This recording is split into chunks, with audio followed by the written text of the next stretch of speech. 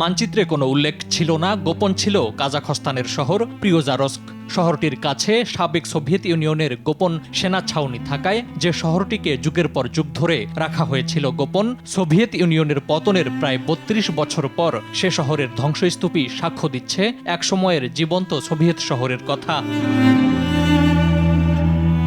Anti ballistic missile পরীক্ষার জন্য ১৯৫৬ সালে এখানে তৈরি করা হয়েছিল সারিসাগান মিসাইল রেঞ্জ। এখানেই পরীক্ষা করা হয়েছে S-75 surface two air missile. সেসব দিনের গৌরবগাথা স্মরণে শহরটির প্রবেশদ্বার ও কেন্দ্রস্থলে বসানো হয়েছে মিসাইলটির রেপ্লিকা। চারদিকে হাঁটলে শহরটি মনে করিয়ে দেবে স্নায়ুযুদ্ধের ঘটনাবহুল সময়ের কথা।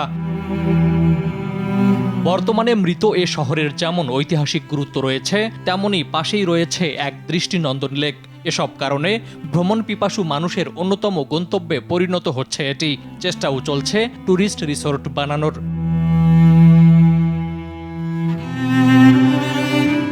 কিন্তু শহরটি পর্যটন স্থানে পরিণত হওয়ার পথে বাধা, বিনিয়োগের অভাব। এ অবস্থায় এ দায়িত্ব অনেকটা নিজের ঘাড়ে তুলে নিয়েছেন এই ব্যক্তি। নাম অ্যালেক্সি ভেরেশচাগিন। তৎকালীন সোভিয়েত ইউনিয়নের সেনা তিনি। শহরটিতে সোভিয়েত আমলের একটি হোটেল সংস্কারের কাজ করছেন তিনি।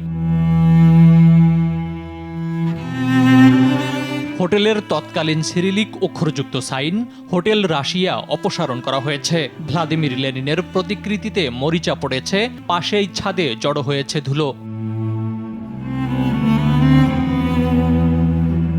শহরটির অব্যবহৃত মিলিটারি শিল্প অবকাঠামোকে পর্যটকদের ভ্রমণ উপযোগী করতে কাজ করছেন প্রিওজারস্কের মেয়র মনসুর আখমেতভ।